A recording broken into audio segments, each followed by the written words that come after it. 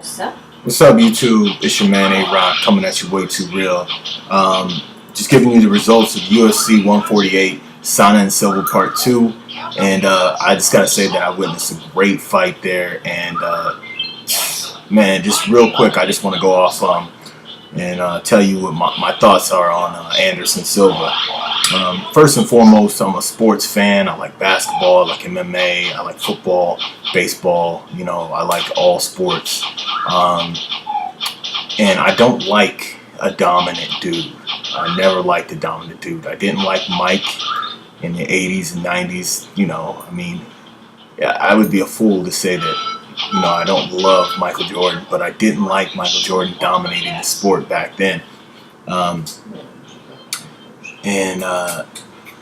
This guy here, I think he's more dominant than Michael Jordan, because you had arguments with Michael Jordan as far as Charles Barkley's there, Clyde Drexler's there, Patrick Ewing's there, and, you know, this guy, he has nobody. You know, he's just, if you're a real MMA fan, you can get down to the nitty gritty of, in his last 15 fights, he's finished 13.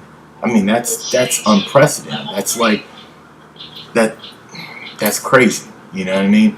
And I think when people realize, real MMA fans realize, like Chael Sonnen, like, that guy's a great fighter. He's a great wrestler, and he did something to Silva that no one's ever did. But when it comes down to it, I mean, in his last 15 fights, he finished 4 fights, and in that last 15 also, he lost 4 fights. You know, I didn't add on. Silva has won, you know, 15 fights in a row. You know what I mean? And I think that everything aligned perfectly for Chael Sonnen to win that last fight. The fact that I think that Silva didn't take him seriously, the fact that he did catch him early, and the fact that he was a great wrestler. All of those things aligned, and he had his moment to shine, and he didn't grasp onto it to take the victory. And you know, he just totally got outclassed this time around. He looked tough that first round, you know, taking him down. But then if you want to try to keep this dude on your feet and then talk all that smack, you're just gonna get smashed. You know what I mean? So, like I said, I you know, dominant guys like Shaq, you know, in his prime, or Mike Tyson in his prime. I didn't really take, you know, like those guys as much. You know what I mean? But they had people that were rivals. Shaq had Patrick Ewing, David Robinson, and so on.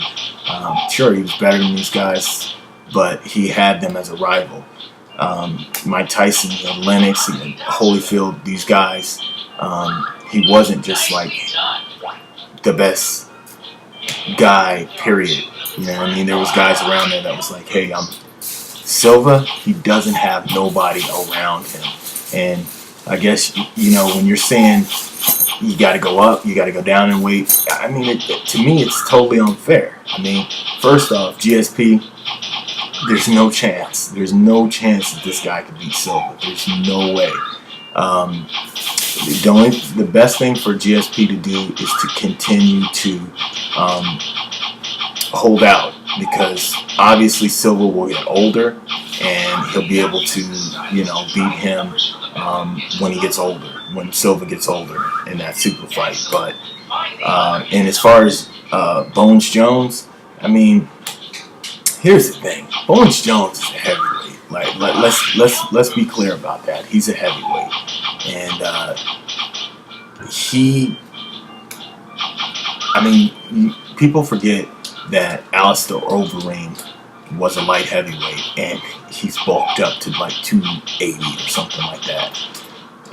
Jones has the potential in the frame to get up to that size. You know what I mean? He's that big. You know what I mean? So to say, oh well, let's put Silva against Bones Jones, it's like you want to defeat this guy no matter what. If it means putting Brock Lesnar against him, if it means putting Overeem against him, if it means putting Dos Santos against him, you want to defeat this guy regardless. And if you're a purist to the sport, you continue to keep this guy at his weight, and just, you know, some guy will get there. In youth, some guy will get there. You don't mess around and go up and down. That's what happened with Roy Jones. You know, he went up. He never was the same after he went up to heavyweight. He could have been the greatest boxer of all time had he have stayed focused and continued to dominate in his weight class. So, that being said, it's been a while since I made any videos and stuff like that. I'm going to probably try to drop off like 4 or 5 videos today and stuff like that. I always bring interesting characters to the table. Today our interesting character is, we have Babusha from Poland, you know, representing. She don't speak a lick of English, but she's out here, she's doing her thing. You say Chech to everybody? Chech. You know what I mean? I'm the dopest dude in the world, right? Hey, I'm the dopest dude in the world, right? Tuck. She don't speak English, so that's a cosign right there, you know what I mean? So, you know, I'm always bringing them interesting characters. It's your man, A-Rock. Oh, we got Luis the Greek on the side. I didn't even see Luis the Greek over there. Luis the Greek, you know, he doing this. He always going to be there, you know what I mean? But that being said, new place, new videos. It's your man, A-Rock, West, y'all. And I'm going to bring some more heat and fire.